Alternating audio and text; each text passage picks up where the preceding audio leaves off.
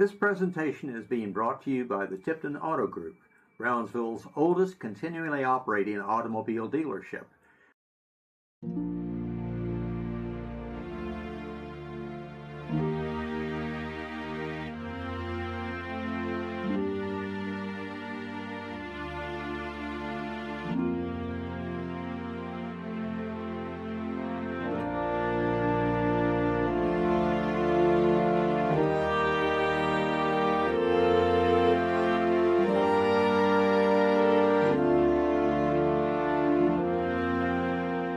I'm going to begin this particular podcast with a statement first, in that there's a gentleman that I have as my guest that is absolutely phenomenal in my mind. I'm going to boast about him because he did some things. He was involved in some things in the actual industrial makeup of the Port of Brownsville that stand today, and we'll get into that. My guest is Richard Jaross. I want to welcome you to this podcast, Mr. Jaross. Thank you. And it is really a pleasure to have you on this particular subject that you contributed so much to. I'm honored to be here. Very much so. Now, I know a little about what you have done, the accomplishments that you have done, and I'm so admiring of that. But we're going to hit on a couple of fields here. And the fields are, when you first came, well, actually, number one, your background. We're going to start on that. I'm going to give you the rundown, then we'll get into them. Then number two is when you first came to Brownsville, and what you saw, and then what was a consequence of that. So let me start with that. Number one is to give me your background as to what led you in your path of destiny to Brownsville, Texas. Well, I started with commercial metals in Dallas, and I mainly went out and did dismantling, taking up railroad tracks, number 8 wire, which used to run along the railroad tracks for communication. Then I took missile sites apart, took a sugar beet factory apart, took the Atlas or Titan, I forget which, missile sites apart up at Martin Marietta in Denver. Met my wife in Cheyenne when I was taking apart the missile sites. So you were all over. Yeah. There's no limitation to where you're going to find No, metal. I went out. I even took one of the engine rooms out of the Queen Mary. Be blessed. Yeah, in the West Coast. Yeah. So I had an unbelievably exciting time during that time.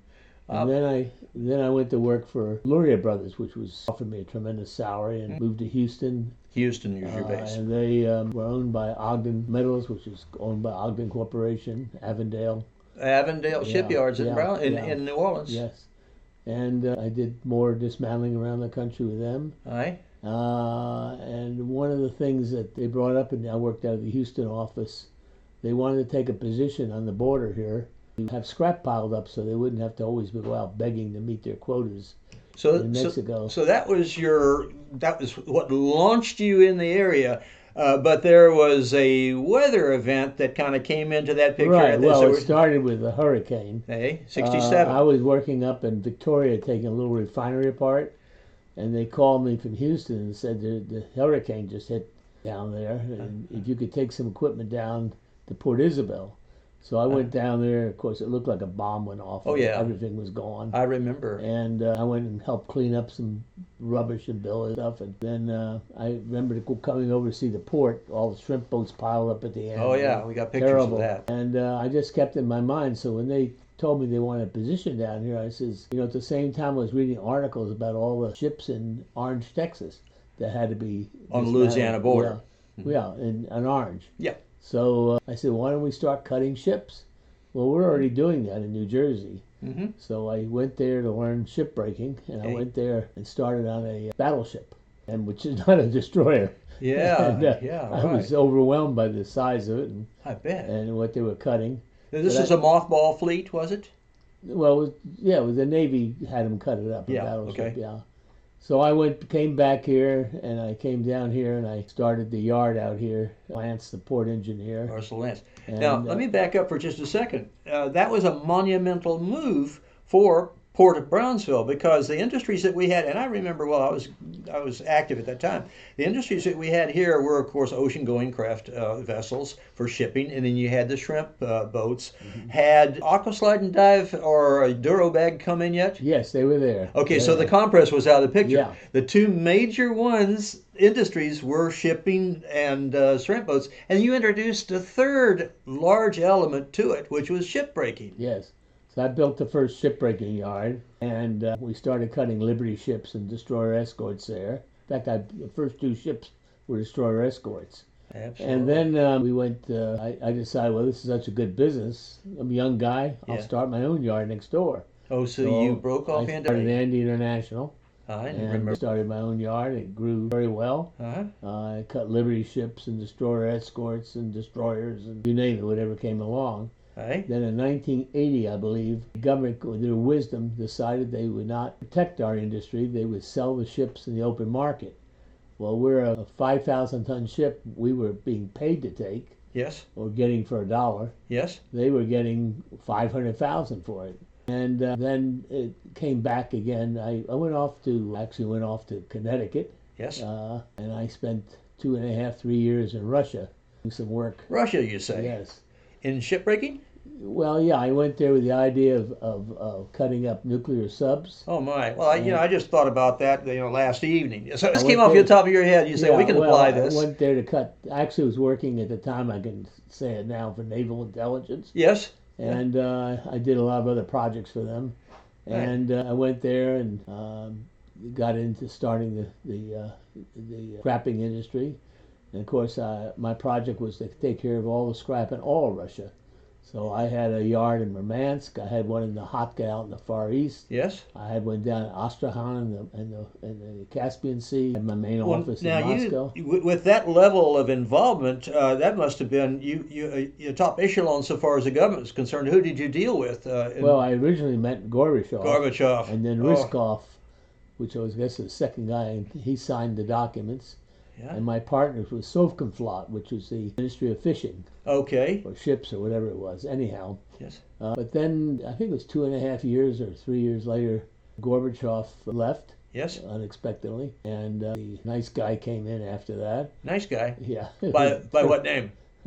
I'm trying to think of his name. What's his name? Yeltsin. Oh, so Boris Yeltsin. I don't think he was too nice a guy, was he? I met Boris Yeltsin. Yes. On the courthouse steps because I donated a bunch of wheelchairs. I went to a hospital once, and all these kids were crawling around the floor. In Russia. In Russia, in the hospital. And I got good friends with Stanley Hospital Supply, so they donated a whole bunch of wheelchairs, and Pan Am threw them over free. Good. And you I put had that a together. ceremony to donate them, and I met Yeltsin. He was drunk that day. Well, when was he not? Yeah, well, I don't want to say anything bad about him. Very distinctly being drunk. So anyhow, he came in power, and everything happened. I mean, in one day, they killed a guy coming out of the American who was building the hotel there. Who? I don't remember his name. He built from Canada. And they killed another guy, and I think the Eli guy, I forget. Was that in a move to nationalize these particular industries? No, the Russians wanted to take them all over. It was you see, free reign. They all wanted to take everything over. But that's not a nice way of doing it. Well, they did it. So my people in my office said, Richard, you need to leave right now. Right now. Right now. I mean, let me go back to you can't go back to your... That's right now. It took me right to the airport, and I got on a plane to Zug, and then back to the United States, and that was it. And they already had you on the list, probably. Yeah. Wow. So I had one of the largest joint ventures in Russia at the time. So it was, one of those stories you have to tell. Yeah, well, you join this business, you don't know what you're going to expect. Wow, that was one heck of a story. Anyhow, so I wasted 2.5, 3 years, and then I got involved with a few other little dismantling projects, and then I finally came back here. Amelia and I had this yard over here. Mr. Sanchez. Yes, my partner for many, many years, a good man. And we had the yard for a reason, because you couldn't bid on MARAD ships unless you had a yard. Okay. So we would buy ships, but we sold them to Bob Berry across the way. Bob Berry, I know him. And that was our routine. Yes. So you're the intermediary. And then all of a sudden, tragically, my son Jerry died. And I came down here and I saw we had, two girls and a little boy. Yes. And I said, I need to come back here and So help you raise moved the back. family and get going. So I went out to the yard and I happened to get on the phone and somebody said, there's 2 pipe laying barges for sale up in Louisiana. So they caught in your blood immediately. Yeah, so I called, I got them. See there? Emilio said, I'm not putting any money in anything. I said, don't worry. Aye. So I brought them down. I sold the winches to a guy up in Seattle. See I had there? my working capital, and that's how I started. I built it up. I'll be. Before I left, it was doing $90 million a year. Good Lord. Just got an aircraft carrier for a penny. Aircraft. Which aircraft carrier was that? That was the Saratoga. The Saratoga. Also, Famous. earlier got the Bonhomme Richard in the West Coast, which I cut up. Yeah, those were Vietnam era. Yeah. Oh, Nice huge vessels. Yeah, very nice ships. But anyhow, we cut a lot of ships there, 100 ships maybe. Yeah. And everything 100 from ships. Submarines to... You actually dismantled submarines here in the Brownsville yard? Yeah, I did 3 of them or 4 of them, yeah. Good God. Then I did some heavy cruisers. Yes? I did the missile cruisers, a picture on the wall up there, that big one. Oh, yeah. Yes. Formidable looking. There was the Albany, Chicago, and I forget the other one. Uh-huh. They were converted over World War II cruisers, Aye. but they put a new superstructure on it, which was like 15 stories They tall. just used the hull. And then it was a Talos missile system. I'll be. And they loaded the Talos missiles like a machine gun Yes? thing. They just ratchet them up, fire them, ratchet another one up, fire them. Amazing technology. Yeah, and it was an incredible ship. Mm-hmm. So I cut all 3 of them. I'll be. And, yeah. So there's a whole range of vessels of different classes of. Oh yeah. them We had that you went through heavy the whole- cruisers, light cruisers, destroyers. They made during World War II. They made everything you think of. They did destroyers powered by steam, Yes. turbo. Right. They did steam, turbo, electric. Turbo electric. They Yes, I know did that diesel, direct reduction, diesel, electric. one. Yes. Whatever they could put together, they put a new powertrain in. By the end of the war, we were ramped up by priority in order to get all those. It was amazing what they did. Yes. And the amount of ships we built. You have to realize we built 2,200 or 2,300 Yes. Liberty ships. Liberty ships alone. Yeah, but I've been in 50 years in recycling things and Yes. still doing it. And so 50 years. Yeah. been it's a fascinating career, and Yeah, I would say so. And I've always been an admiring of the artistry of naval architecture. And when you say shipbuilding and you think about Marathon Laterno that came here, they are ABS shipbuilders out there. Oh, yes. Now, didn't you have something to do with Marathon Laterno coming to the area? yes, I did. I don't think many people know it, but I was good friends with Bert Wheeler, who owned the Fort Brown Hotel. Uh-huh. And Bert came down here all the time and liked to play dominoes with me. Oh, the Fort Brown. Yeah, he'd come into my office and we'd sit down and play dominoes. And Okay. one day he said to me, "Can these guys work with steel here?" I said, "Bert, these are the best people in the world for steel working. For They everything. already built up a Welding, labor cutting, force. Unbelievable. The work ethic is unbelievable. Nowhere in the United States I've seen work ethic like these people." Okay. So he brought down a bunch of people, including some people from Laterno. I don't remember who they were. They all came to my office. Right. And they started asking me about the area and the workforce and everything else. And This they is said, on the front line.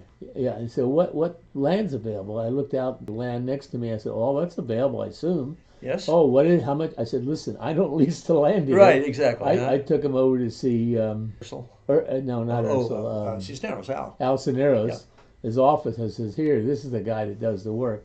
Yep. And they actually put together that first yard out there.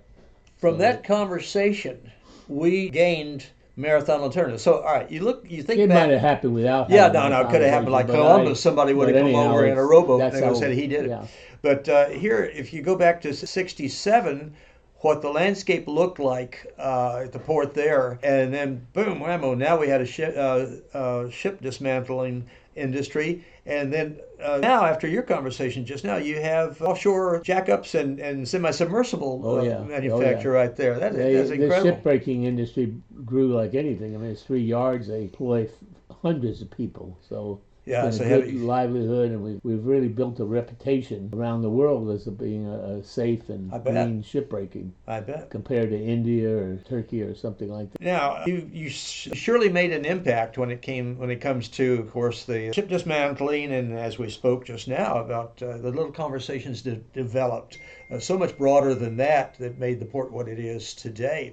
I seem to recall something about how you got off into other enterprises. You must not sleep at night with your imagination to be able to take in other projects. What was the next project that you took on of larger scale beyond this shipbuilding? Well, I mean, we started 10-month school at Brownsville here, my wife and I, and Academia, you got yeah, into specialized yeah, education. It's grown into a beautiful school today, Hey. and it's one of the largest private schools in town. Yes, right. Yeah. I remember And, when you were involved in that. That was there off of Boca Chica Boulevard. the first one we had it in a house. Aye. Then I built the school over where it is now. Yes. And then the people that got it after me, which have done a tremendous job, built the auditorium and gym and class stuff act. like that. Yeah, Right. but we planted the seed.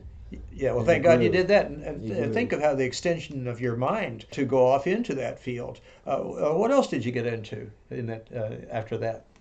Well, I mean, we were involved in a lot of things. We actually I was a group of founders that founded Channel 23. Broadcasting. Yeah, broadcasting, but we kind of got into that accidentally with a group. They said, Yes. you want to be a quarter-inch owner of this? Yeah. Or I you said, venture Sign capitalists me or up. what? Sign me up. Uh-huh. Yeah, but it got in all kinds of trouble when the founder of it, Yes. a lawyer, embezzled $700,000 out Oh, of it. don't you and hate that committed when it suicide. happens?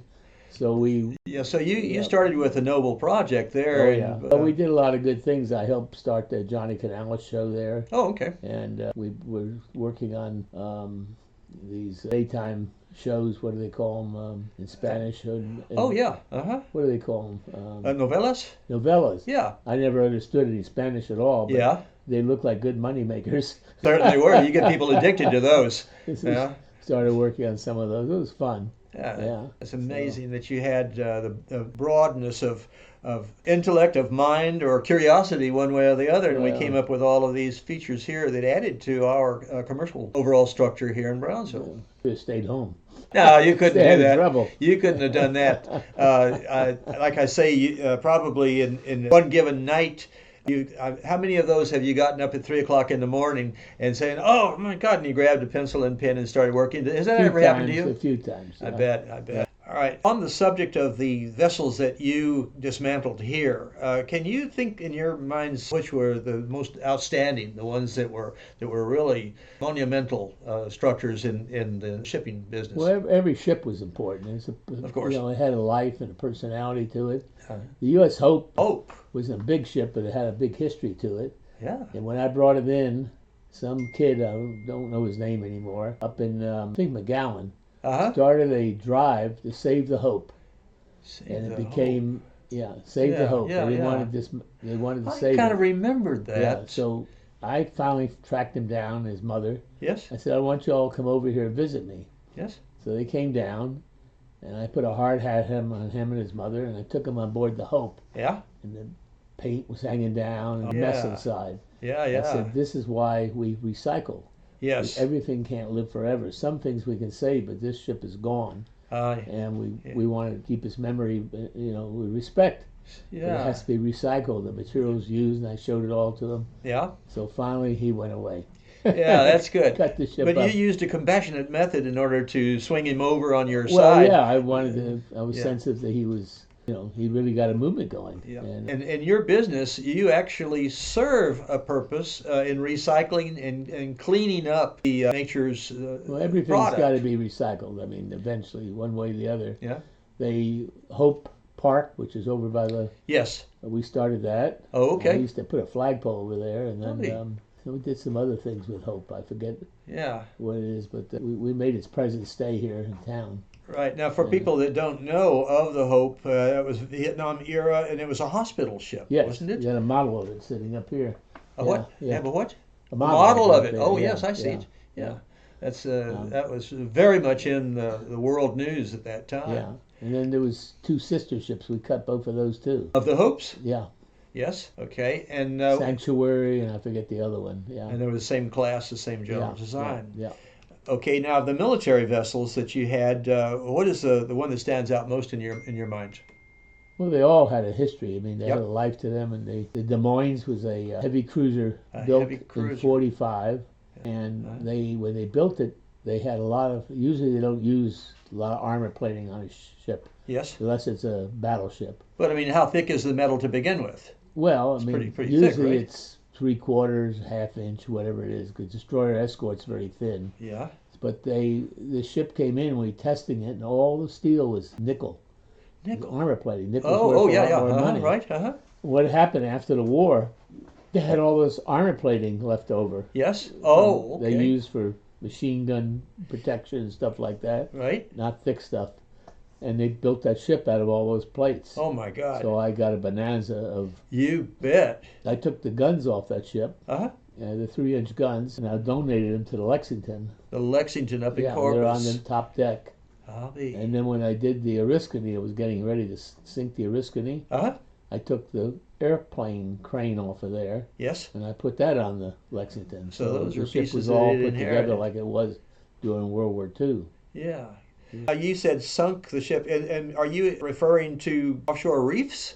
Yeah, I did 16 ships in the Gulf of Mexico. I Oh, sank 12 Liberty ships with a contract with the state of Texas. yes. And I sank, there was 4 locations, 3 each. Right. Sank them all, cleaned the ship out completely, took Yeah. it down to the second deck. Okay. Took all they were clean as a whistle. And we sank those. I sank the Oriskany. I did the, this is the name up there, I forget the name now. Yeah. Actually, the Texas Clipper. Texas Clipper, yeah. Yeah. I don't know how I could forget that shit. Yeah, right. It Yeah, was in the Texas news a lot Clipper. down here. Yeah. Now on the sinking of those ships, there again is such a benevolent act. If it were sponsored by the state of Texas or independently, Alabama did. yeah. Yeah, I did one there.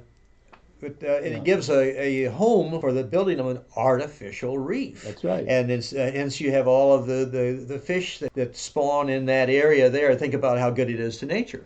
Oh yeah, it's very good. It's favorite fishing places when people go out in the Gulf. I bet. The fish at the Liberty site. Yeah. Just for my curiosity, how deep water do you have in those areas that you sink those Well, I vessels? think the Liberty ships were sunk in about 120 feet of water. Oh, so you But don't they have were any. cut down. Yeah, But when we did the other ones, it was a little deeper because we had a superstructure. yeah, I don't remember the depth, but it was like 180 feet or so. yeah, But right. most divers still went down to it. Yeah. The Oriskany was very deep, and several divers have died going down. Oh, I bet. Yeah, It wasn't a smart idea. yeah, The waste of yeah. resources. as far Sure, as I'm sure, concerned. exactly.